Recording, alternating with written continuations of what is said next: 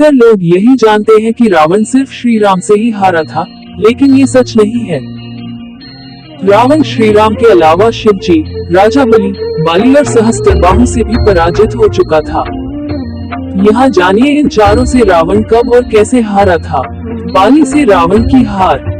एक बार रावण बाली से युद्ध करने के लिए पहुंच गया था। बाली उस समय पूजा कर रहा था। रावण बार बार बाली को ललकार रहा था, जिससे बाली की पूजा में बाधा उत्पन्न हो रही थी। जब रावण नहीं माना तो बाली ने उसे अपनी बाजू में दबाकर 4 समुद्रों की परिक्रमा की थी।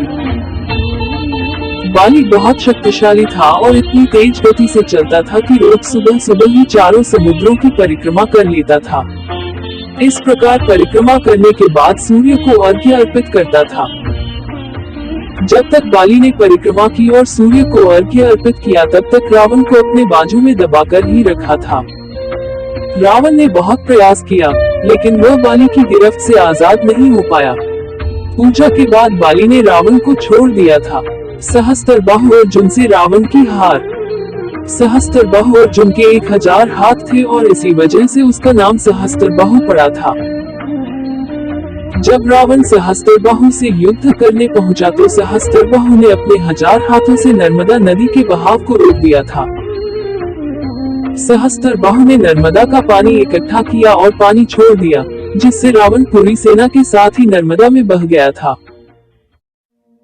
इस पराजय के बाद एक बार फिर रावण सहस्त्रबाहु से युद्ध करने पहुंच गया था। तब सहस्त्रबाहु ने उसे बंदी बनाकर जेल में डाल दिया था। राजा बलि के महल में रावण की हार। दैत्यराज बलि पाताल लोक के राजा थे। एक बार रावण राजा बलि से युद्ध करने के लिए पाताल लोक में उनके महल तक पहुंच गया था। वहां पहुंचकर रावण ने बलि को युद्ध के लिए ललकारा।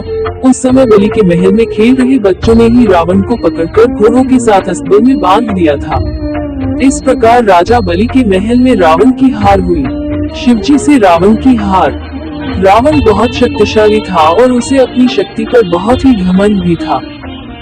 रावण इस घमंड के नशे में शिवजी को हराने के लिए कैलाश पर्वत पर पहुंच गया था। रावण ने शिवजी को युद्ध के लिए ललकारा, लेकिन महादेव तो ध्यान में लीन थे। रावण कैलाश पर्वत को उठाने लगा। तब शिवजी ने पैर के अंगूठे से ही कैलाश का भार बढ़ा दिया।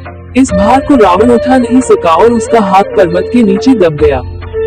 बहुत प्रयत्न के बाद भी रावण अपना हाथ वहां से नहीं निकाल सका। तब रावण ने शिवजी को प्रसन्न करने के लिए उसी समय शिव तांडव स्रोत रच दिया।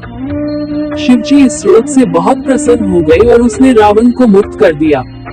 मुक्त होने के पश्चात रावण ने शिवजी को अपना गुरु बना लिया।